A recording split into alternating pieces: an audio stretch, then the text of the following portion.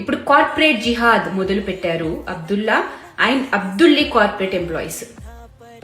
ఇంట్లో అమ్మాయి రంజాన్ కి రోజా ఉండడం, బురకా వేసుకోవడానికి ప్రయత్నించడం, వేషధారణ మారడం గమనించిన తల్లిదండ్రులు పోలీసులకు ఫిర్యాదు చేశారు.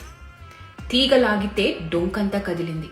మహారాష్ట్రలోని నాసిక్ లో ప్రైవేట్ ఐటీ కంపెనీ TCS లోని అబ్దుల్లా టీమ్ లీడర్లు హిందూ ఉద్యోగులను, ముఖ్యంగా మహిళలను టార్గెట్ చేసి వాళ్ళ అబ్దుల్లా మతంలోకి మార్చే ప్రయత్నం చేశారని పోలీసులు కేసు సీరియస్ గా తీసుకుని నిందితులను అరెస్ట్ చేశారు. ఒక కంపెనీలో 8 మంది అదే పనిగా హిందువుల్ని, ముఖ్యంగా అమ్మాయిలను టార్గెట్ చేసి హింసిస్తుంటే బీఫ్ తినమని, మతం మారమని, బుర్కా వేసుకోమని, ఉపవాసాలు ఉండమని అంటుంటే ఒక్కడు కూడా బయటికి వచ్చి మాట్లాడలేకపోయారా ఇన్ని రోజులు? This is a very serious problem.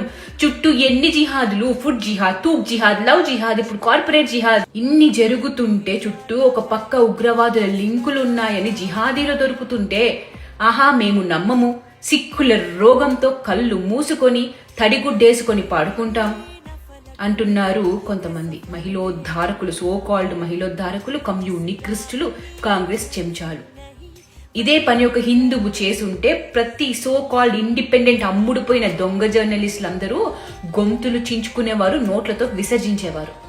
Minorities కి రక్షణ లేదు భారత్ లో అని కోడే కూసేవాళ్ళు కాదా?